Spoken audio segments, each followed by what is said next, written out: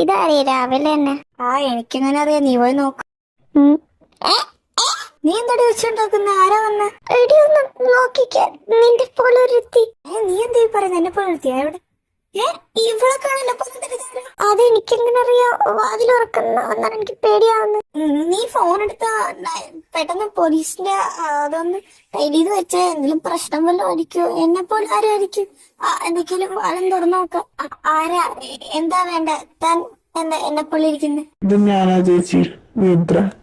നീ കോലത്തിന് വാട്ട്? ഇത് നിന്റെ അനിയനാണ്. ഇവനെന്ത് ഈ കോലത്തിൽ? അതെങ്ങനെ എനിക്കറിയാം? എന്താണ് ഈ കോലത്തിൽ? നീ എങ്ങനെ ഇവിടെ വന്ന്?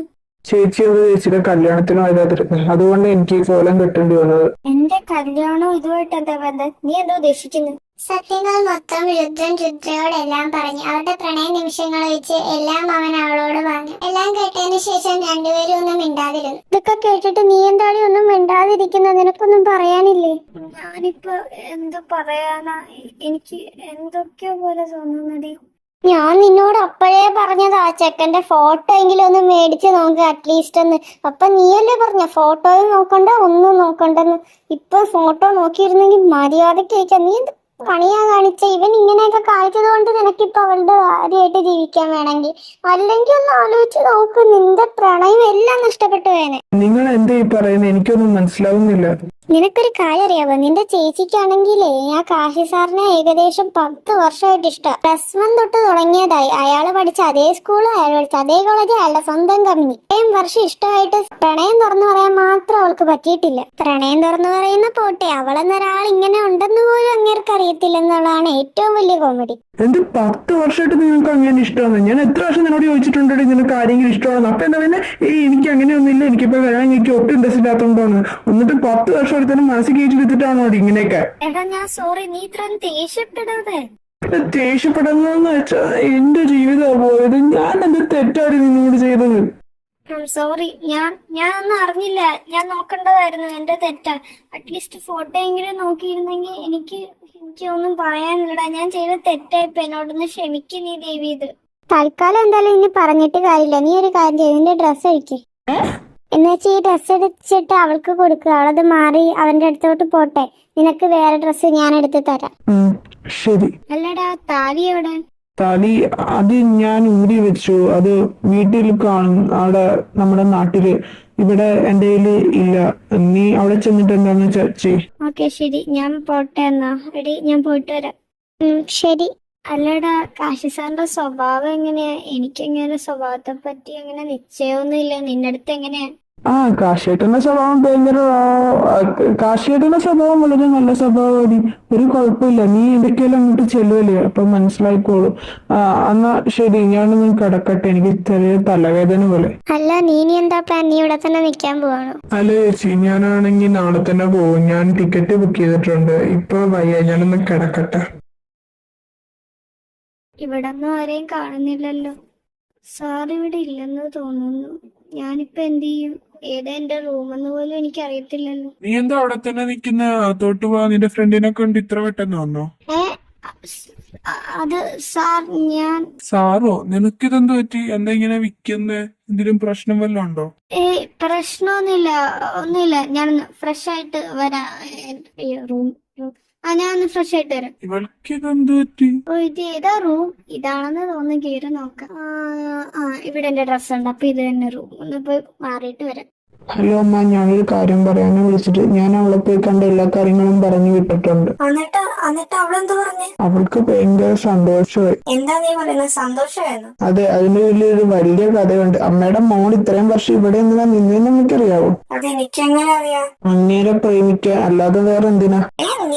നീ എന്താ ഈ പറയുന്നത്? എനിക്കൊന്നും മനസ്സിലാവുന്നില്ല. അമ്മയുടെ മോൾക്കാണെങ്കിൽ കാർഷികേട്ടനോട് ഒടുക്കത്തെ പ്രേമമായിരുന്നു. അത് ഇന്നൊന്നലെയൊന്നും അല്ല, 10 വർഷം അത് തുടങ്ങിയിട്ട്. നീ എന്തൊക്കെയാ പറയുന്നത്? 10 വർഷത്തെ പ്രേമം എന്നിട്ടാണ് അവള് കല്യാണത്തിന് വരാതിരുന്നത്. അതിന് കല്യാണ ചെക്കന്റെ ഫോട്ടോ പോലും നോക്കാതെ മോള് കല്യാണം വേണ്ടെന്ന് പറഞ്ഞ് ഇവിടെ നിന്നത്. എന്ത് കല്യാണത്തിന്റെ ഫോട്ടോ നോക്കാതെന്നോ? നീ ഒന്ന് തെളിച്ചു പറ. 10 വർഷത്തെ പ്രേമോ? ആ, അങ്ങേര് പഠിച്ച അതേ സ്കൂളിൽ തന്നെ അവളും പഠിച്ചത്. തൊട്ട് തുടങ്ങിയ പ്രേമ. തുറന്നു പറയാൻ മനസ്സില്ലാത്തത് കൊണ്ട് തുറന്നു പറഞ്ഞില്ല. അങ്ങേരെ കെട്ടാൻ വേണ്ടിയാണ് അങ്ങേരുടെ സ്വന്തം കമ്പനി വന്ന് ജോയിൻ ചെയ്തത്. അങ്ങേരൊന്ന് കാണാൻ പോലും അവൾക്ക് പറ്റിയിട്ടില്ല. അതുകൊണ്ടാണ് ഇത്രയും വർഷം കല്യാണാലോചനയും കൊണ്ട് വരുമ്പോൾ ഓരോന്നും പറഞ്ഞു മുടക്കുന്നത്. ഈ പ്രാവശ്യം എപ്പോഴത്തെയും പോലെ തന്നെ ചെക്കന്റെ ഫോട്ടോ പോലും നോക്കാതെ വേണ്ടെന്നും പറഞ്ഞു. എല്ലാം കേട്ടതിന് ശേഷം കുറ്റബോധം. ആദ്യമേ ഇങ്ങനെ ചെയ്തിട്ടുണ്ടെങ്കിൽ നിനക്ക് ഇങ്ങനെയൊന്നും ചെയ്യേണ്ടി വരത്തില്ലല്ലോ എന്നൊരു ഡയലോഗ്. ഒന്നും പറയാനില്ല. എന്തൊക്കെയാലും ഞാൻ നാളെ തന്നെ നാട്ടിലോട്ട് വരും, എനിക്കിവിടെ നിൽക്കണ്ട. അമ്മ എന്തൊക്കെയാലും അവളെ ഒന്ന് വിളിച്ചേക്ക്. പറയാനുള്ള എല്ലാം മര്യാദയ്ക്ക് പറഞ്ഞോ. ശരി, ഞാൻ വെക്കുക. എടാ വെച്ചോ ഇവൻ. ഈ പെണ്ണിനെ കൊണ്ട് ഞാൻ ഒന്ന് വിളിക്കട്ടെ. ഹലോ അമ്മ, എന്താ വിളിച്ചേ? നിനക്കറിയത്തില്ല ഞാൻ എന്താ വിളിച്ചെന്ന്? ഇപ്പൊ എന്നെ അവൻ വിളിച്ചായിരുന്നു. എന്തൊക്കെയാടാ? ഹലോ അമ്മ, ഇടന്ന് ചാടാതെ. എനിക്കും ചോദിക്കാനുണ്ട്. എന്നോട് ചോദിക്കാതെ എന്റെ കല്യാണം ഉറപ്പിക്കുകയും ചെയ്ത്, അതും പോരാഞ്ഞിട്ട് ഞാൻ വരാതെ കല്യാണം മുടക്കണമെന്നും പോലും മനസ്സിലാക്കാതെ അവനെ പിടിച്ച് കെട്ടിച്ചിരിക്കുന്നു. അമ്മ എന്തോ ഉദ്ദേശിച്ചിരിക്കുന്നത്? ഓ, ഇപ്പൊ ഞാൻ തെറ്റുകാരെ. ഞാൻ അങ്ങനെ ചെയ്തോണ്ടല്ലേ നിനക്ക് അവനെ കിട്ടിയത്. ശരിയാണ്, അതിന് എനിക്ക് ഒരുപാട് കുറ്റബോധമുണ്ട്. ഞാൻ ചെയ്തത് തെറ്റാണ്.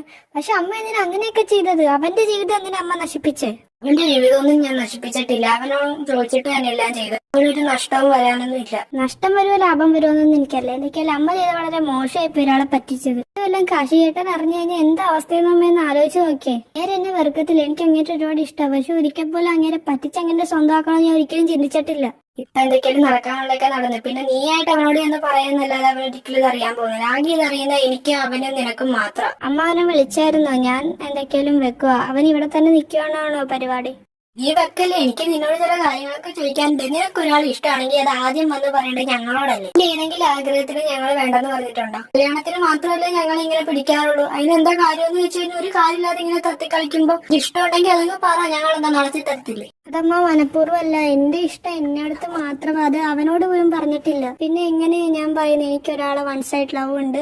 എനിക്ക് അയാളെ ഭയങ്കര ഇഷ്ടമാണ്. ഒരുപാട് വർഷമായിട്ട് ഞാൻ അയാളെ കണ്ടുകൊണ്ട് പ്രേമിച്ചുകൊണ്ടിരിക്കുകയാണ്. പക്ഷെ അയാളോട് തുറന്നു പോലും പറഞ്ഞിട്ടില്ല. പോട്ടെ, അയാൾക്ക് ഞാനെന്നൊരു വ്യക്തിയെ പറ്റി അറിയത്ത് പോലും ഇല്ലെന്ന് പറയണം. എന്താണെങ്കിലും ഇതിനെപ്പറ്റി ഇനി സംസാരിക്കണ്ട. ഇനി അവന്റെ കൂടെ സമാധാനത്തോടെ സന്തോഷത്തോടെയും ജീവിക്കും. ദേവിന് സത്യങ്ങളൊന്നും വിളിച്ച് പറയണ്ട. അത് നിങ്ങളുടെ ഭാവിക്ക് തന്നെ ഭയങ്കര പ്രശ്നമാവും. അത് നിൽക്കാനും വെക്കുക. ആ ചെക്കൻ നാളെ വരുമെന്നാ പറഞ്ഞിരിക്കുന്നത് വീട്ടിലോട്ട്. എന്നാ ശരി അമ്മ, ഞാൻ വെക്കുക. അങ്ങനെയാണെങ്കിൽ നമുക്ക് കിടക്കാം. ഇപ്പൊ ഒരുപാട് നേരമല്ലേ, എനിക്ക് നല്ല ക്ഷീണമുണ്ട്. ഇന്ന് ഒരുപാട് ഓഫീസിൽ വർക്ക് ഉണ്ടായിരുന്നു. നാളെ മുതൽ നീ ഓഫീസിൽ വരുന്നുണ്ടോ? ആ, ഞാൻ വരുന്നുണ്ട്. അല്ല, ഞാനിന്ന് സാറിന്റെ കൂടെയാണ് കിടക്കുന്നത്. അയ്യോ, ഞാനെങ്ങനെ സാറിന്റെ കൂടെ കിടക്കുന്നത്? എനിക്കാകെ എന്താ പോലെയൊക്കെ തോന്നും. നീ എന്തീ ചിന്തിച്ചിരിക്കുന്നേ? വാ കിടക്കാം, എനിക്ക് നല്ല ഉറക്കം വരുന്നുണ്ട്. കിടക്കാം. എന്തു പറ്റി? ഒന്നുമില്ല.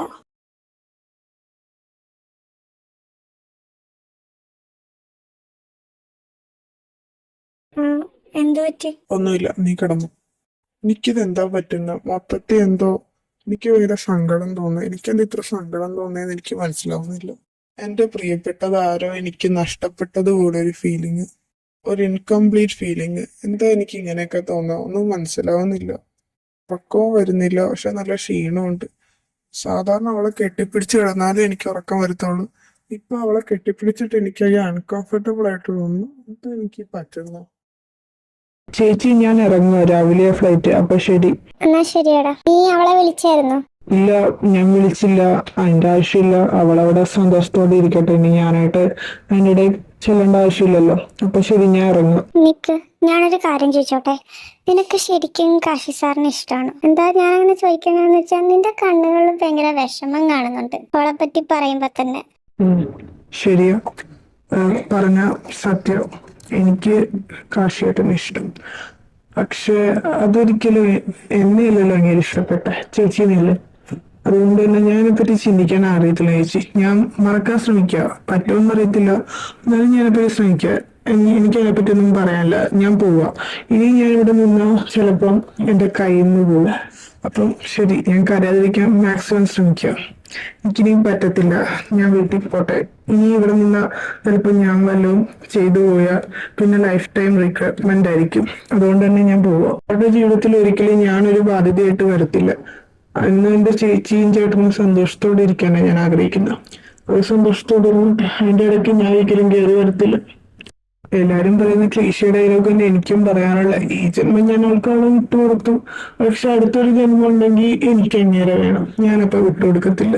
പക്ഷെ അടുത്ത ജന്മമൊന്നും ഉണ്ടാവാനൊന്നും പോകുന്നില്ല, അതിലൊന്നും ഞാൻ വിശ്വസിക്കുന്നില്ല. എന്നാലും ആ ഒരു ആശ്വാസത്തിൽ ഇനി ജീവിക്കാം, അല്ലാതെ ഒന്നുമില്ല. ഞാൻ നിന്ന ശരീരത്തിൽ എന്റെ കയ്യിൽ നിന്ന് പോകുന്നു. അപ്പൊ ശരി ചേച്ചി, ഞാൻ പോവാം. പിന്നെ ഞാൻ ഈ പറഞ്ഞ കാര്യം ഒരിക്കലും അവൾ അറിയാൻ പാടില്ല ചേച്ചി. അവളിത് അറിഞ്ഞാൽ ചിലപ്പോൾ സഹിക്കത്തില്ല. ചിലപ്പോൾ അവൾ എന്നെ വെറുത്താലോ, ഇല്ലെങ്കിൽ അവൾക്ക് വല്ലോ സങ്കടം തോന്നിയാലോ. വേണ്ട, ഞാൻ ആഗ്രഹിക്കുന്നില്ല.